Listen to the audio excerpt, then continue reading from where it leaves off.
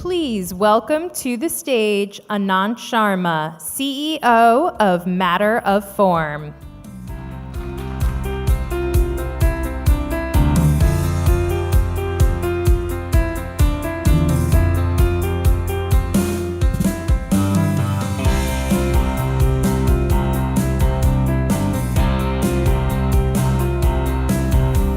Good morning. Well, it's actually just after morning. Good afternoon. So my name is Anant, and I run a business called Matter of Form. And Matter of Form does three things. We build brands. The second thing we do is customer experience, or in the case of hospitality, guest experience. And the third is content. And I tell you this because that's the lens I have on the world of hospitality.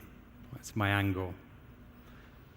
I also just want to say as a health warning before I get into this presentation, I'm not a Luddite, but it might come across like I am. We provide AI consulting services in a creative manner to many large hospitality groups, but I think what is happening in the world today with AI makes our analog experience even more important, and that's what I'm going to talk about today. I want to talk about the irrationality of timeless brands, the irrationality of joy. No joy lives in a spreadsheet, let's be honest. Now, we started with a beautiful expression of Buddhism, so I thought I'd start there too as we close off the morning. I talk quite a lot, so as a sort of form of penance, every year I go and do 10 days of meditation. Total silence. No pen, no book, no narrative. No infants, which is also a massive bonus. I think it's really important. My mind sort of whirs quite a lot. It's given a lot back to me. It's helped re-embody myself, connect with felt experience. I find it's such a wonderful thing to do that we actually give it to our company. We pay for it. It doesn't come out of their holiday. Now, this is clearly incredibly important in a world where we are deeply distracted. In an experiment that was conducted quite long ago, actually, a decade ago almost, in fact, just over a decade ago, men and women were told that they could have their phone back if they were given an electric shock. Right? And these, by the way, these are not masochists. These were people who had a fear of getting an electric shock. I'm slightly embarrassed to say that 75% of men took the shock to get their phone back. Only 26% of women. I'm not sure what that says about the fairer sex. Some of the people actually took a shock twice. They just couldn't hack being without their phone. That's 10 years ago. Things have definitely not got better since then. Now, to me, right, luxury has almost become an excuse to take the slower path. Luxury gives back felt experience to individuals who, by spending money, actually value their own time a little bit more. In Thai Buddhism, there's a term called anicca. It means sort of concept of impermanence. It means it is what it is. But embedded within that meaning is this idea that there's a level of serendipity when you just accept what is. Now, as a subset of luxury and the importance, personally, I think, the important role that it has in helping people value their experience and their time. Hospitality, I feel, is what we've optimized life for. Right? We have innovated in so many areas of life, and surely it is to free our time up to connect with each other, to connect with ourselves, to adventure, and to explore. I think that's an important thing to reflect on as hospitality professionals. How are we designing our journey, and how are we thinking about our hypothesis, emotional hypothesis, of joy. In the words of Shakespeare, nothing in this world is good or bad. It's thinking that makes it so. I could be standing on stage having a gripping time. You could be sitting there having a terrible time, but we're in the same room. There's a level of subjectivity in everything that we engage in as part of our hospitality experience. Every touch point shapes how we interpret and then organize emotions in our mind. Right? You ultimately can't really quantify the value of your experience. Now, I say all of this in prelude because I think in the world today, we're very preoccupied in innovating the product. Very preoccupied in innovating the product. We have anxiety to innovate and deliver new and bigger headlines.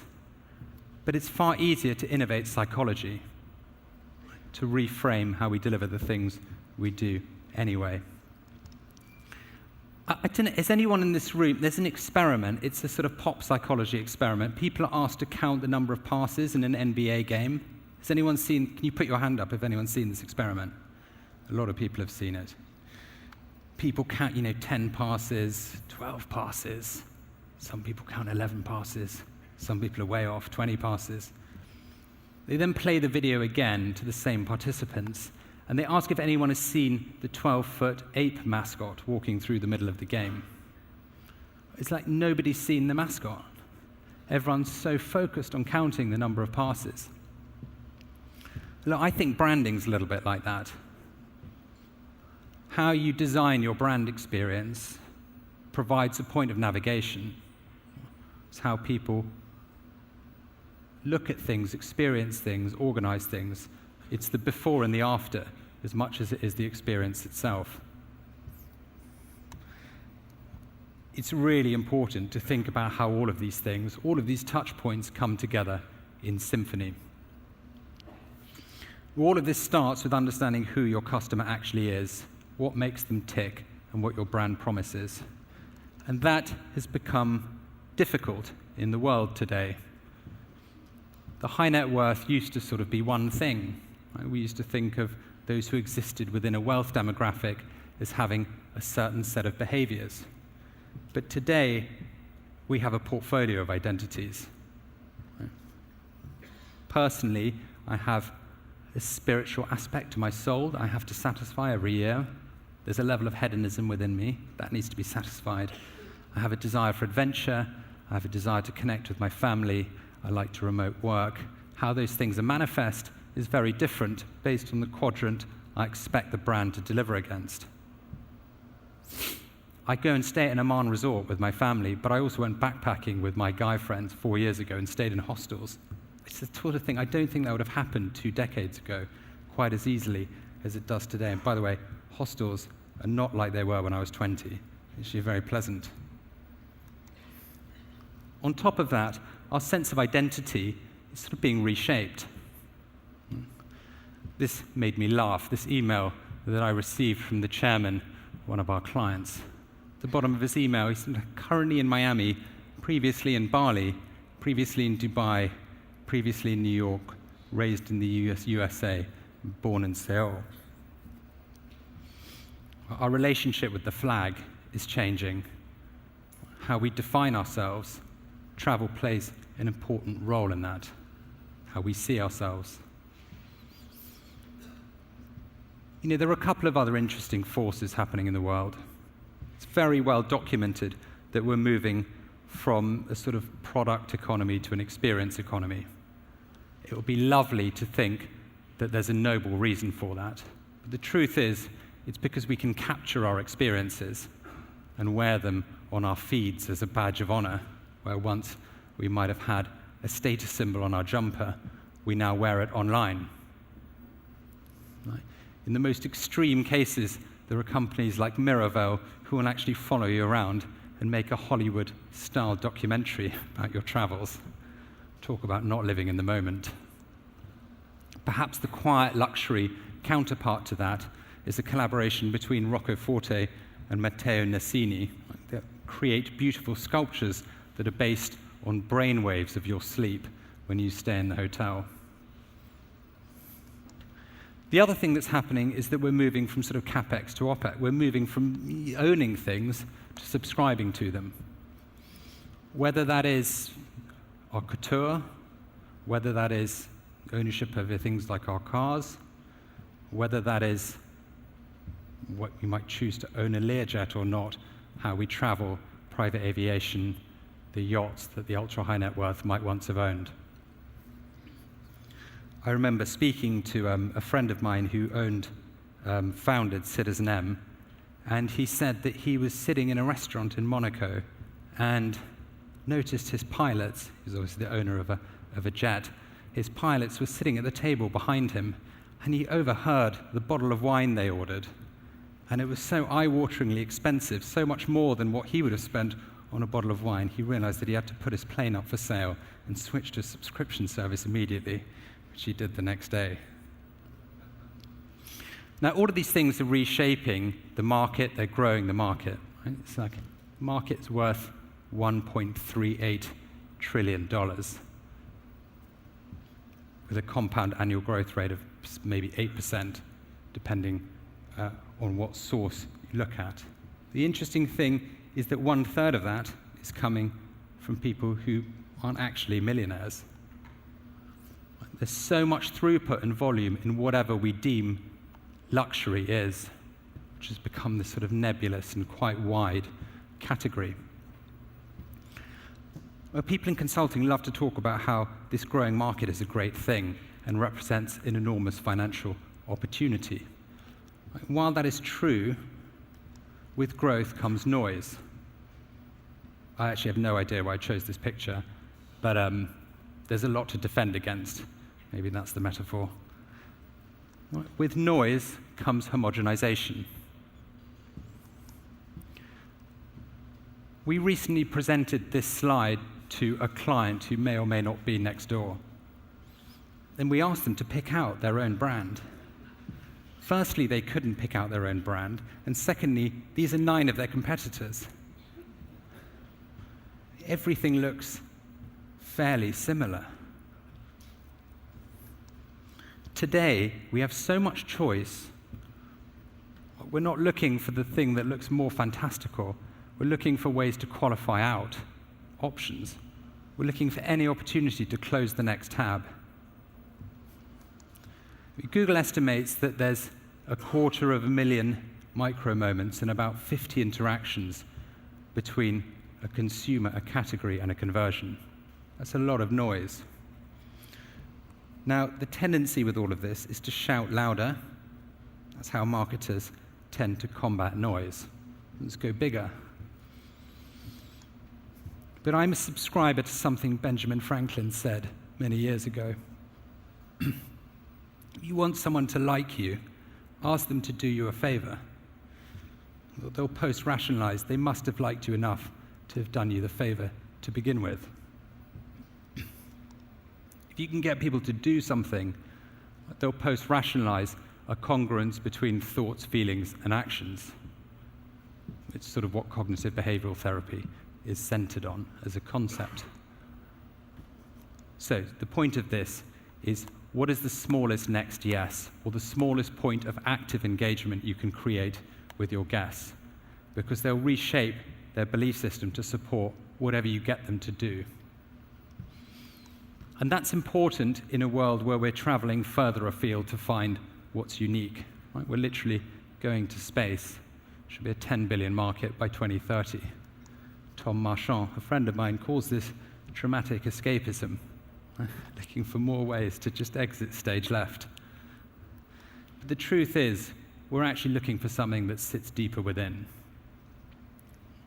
So I think we have to ask ourselves, right, what if the secret to all of this isn't about going bigger, but rather simply how we make people feel about what they choose? Someone once described consciousness as like the gap between expectation and current experience. And that is so true of high net worths, ultra high net worths.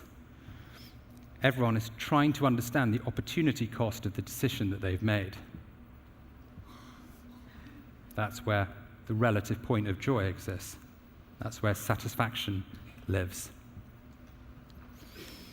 In the words of Lao Tzu, right? To say I don't have time is actually to say I don't want to. Yet we're optimizing, and optimizing for quick conversion. As a human race, we've been obsessed with optimization since we invented the wheel 7,000 years ago. But back then, we lived in an age of scarcity. We innovated because we needed to find new resource. Today, we're so far up Maslow's hierarchy, right, that we actually need an excuse to go out and engage with the world. You can Uberize pretty much anything into your home. We've removed so much friction with technology that we've created a vacuum. In Silicon Valley, you can even Uberize a manservant into your house. Seems seemingly anything will be funded. The problem with all of this is if life is too easy, there's no arc, there's no tension, then there is no story. We're hardwired for story. We can try and rationalize growth. The truth is we're irrational creatures. We buy into the story of protagonists. So how do you invite your guests into your story and turn them into accomplices? Now, 80% of the people in this room run family-owned businesses. You're in like a unique position to a backdrop of an industry that is going through a significant roll-up phase. You have the opportunity to have, a stamp of trust that is part of your brand image, but also to have all the eccentricity that you're afforded by your independence, which I think is like a beautiful thing. Like luxury is about mavericks and innovators who then get adopted as status symbols.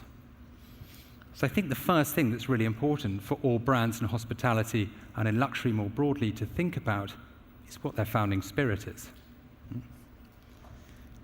Like Madame Chanel was an orphan, who basically manifests success through how she dressed.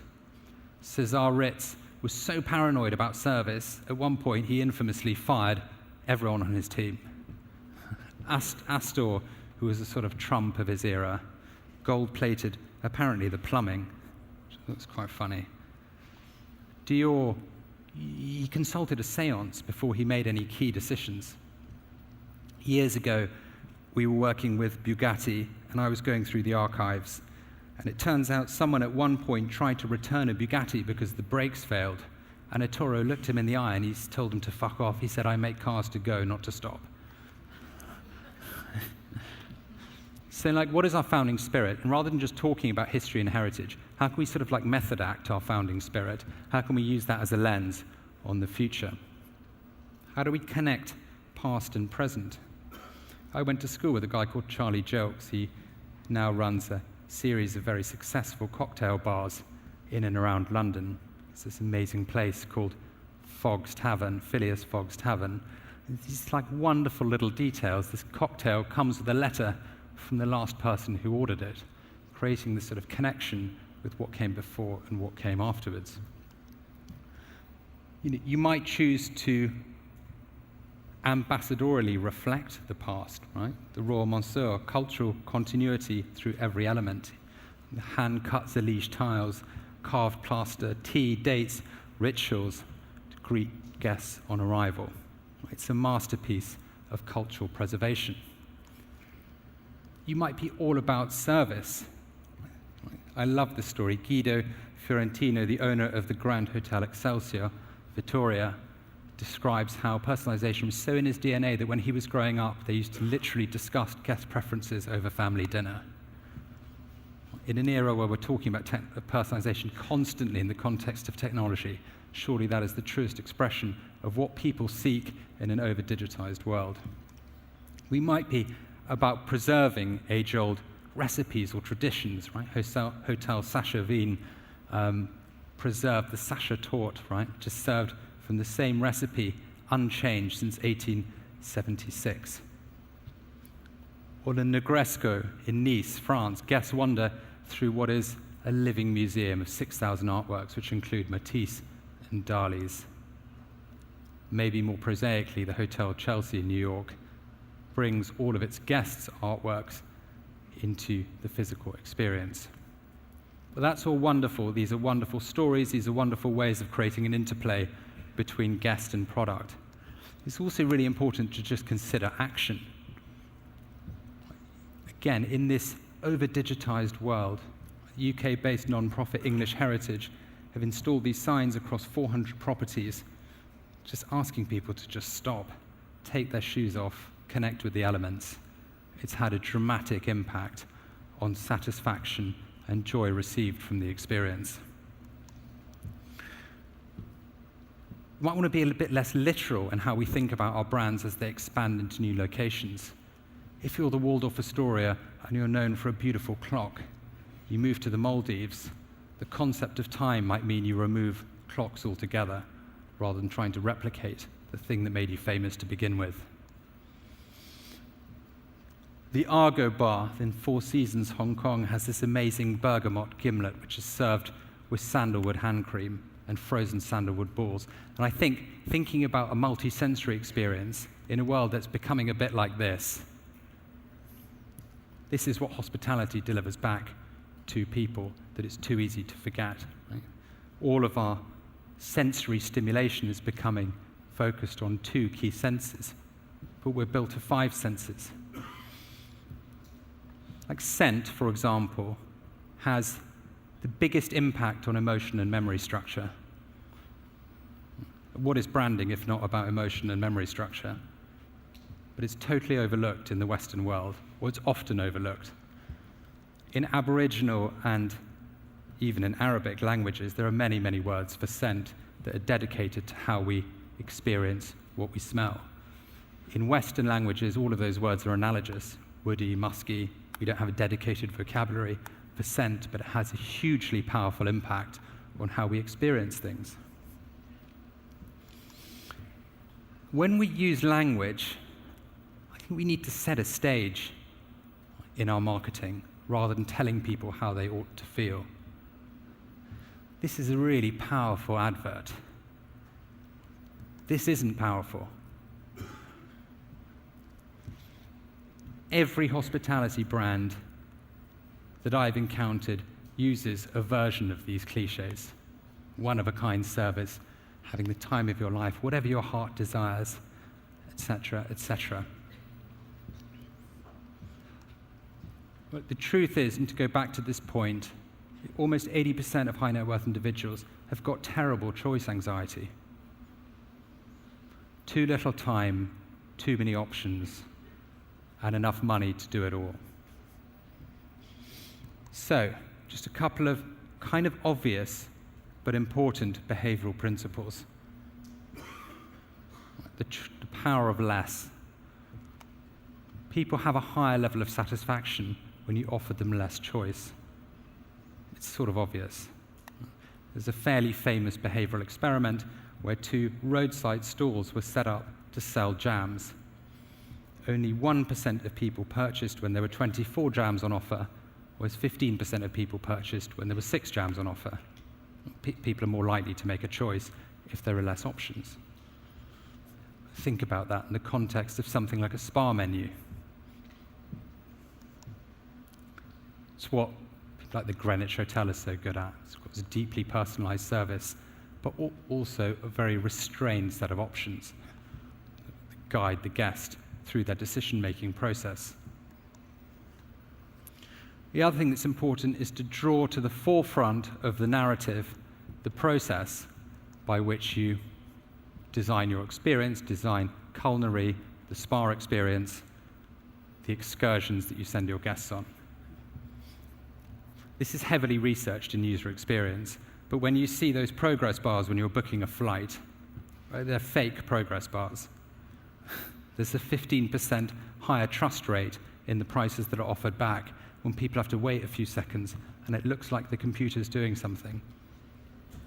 That's as true for how you deliver service and how you choreograph service and how it's delivered. It's actually why the whole industry of locksmithery pretend that it takes half an hour to unlock your door. People end up really angry if it happens too quickly. I've locked myself out 1 too many times.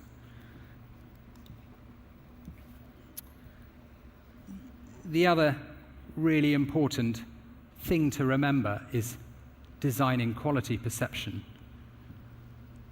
This is another well-worn experiment, but when people hear a cork pop in the background, their wine tastes 15% more full-bodied. Thinking about how you design your service experience, there's a little bit of a before and a little bit of anticipation, objectively changes how people experience the thing.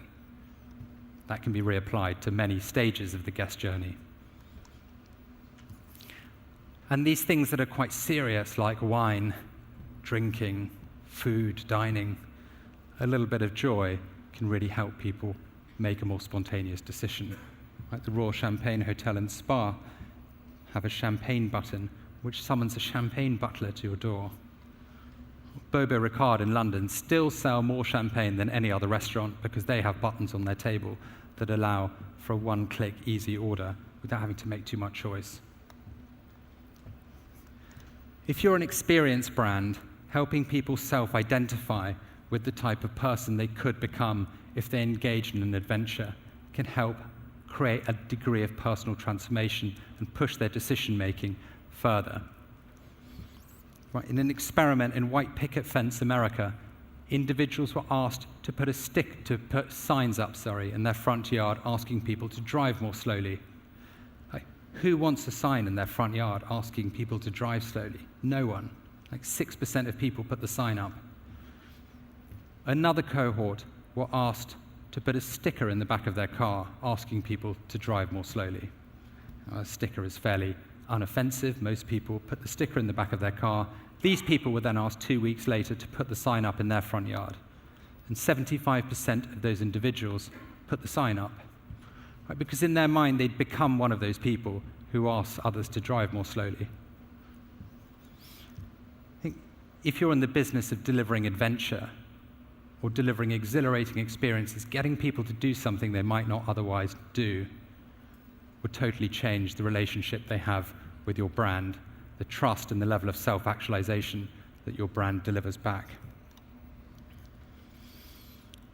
And how do you get people to engage in new behaviors? By thinking about messaging through your experience. Another experiment, a major hotel group ran messages in all of their rooms asking people to reuse their towels for environmental reasons. There's one in the rooms here. 10% of people, roughly, reuse their towels. They then ran another message that simply said, most people reuse their towels. Increased by 15% the level of towel reusage. The social proof-led message dramatically changed how many people reuse their towels. The environmental message had far less impact.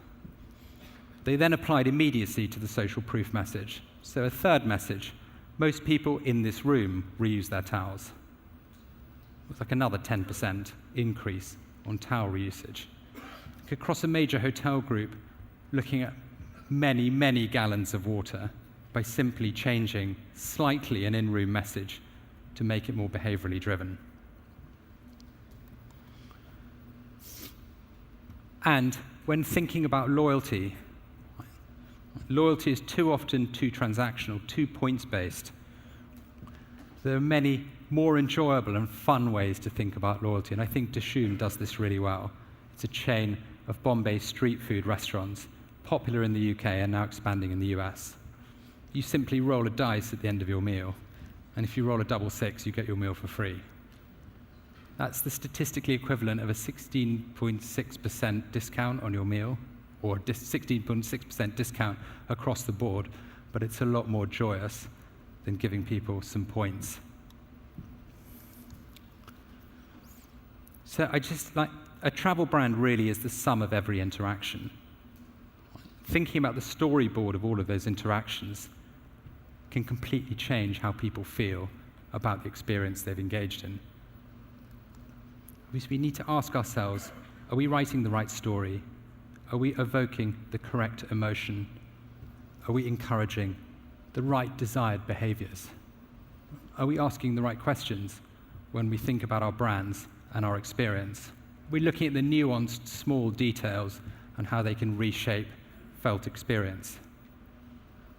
In the words of Thich Nhat Hanh, who founded Plum Village, and wrote books like The Art of Living. It takes time to practice generosity, but being generous is the best use of our time. That's why these tiny little details, these lovely origami swans left on a pillow at the Okura Hotel, Tokyo, those are the things that shape people's perceptions, that drive more joy than the hero moments. Strong brands ultimately change how we feel about things. As hoteliers, we should be thinking how we can innovate around emotion, and that is the sum total of many small, detailed moments sequenced well. Because without that, what else is there?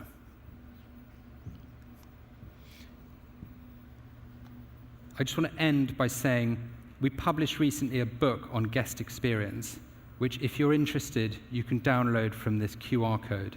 We also have a podcast called What the Lux, which is not hospitality specific, but has the opinions of many luxury C-suite talking about the future of their industries. It's a little bit tongue-in-cheek. I mean, it's called What the Lux. It's not that serious. Thank you very much.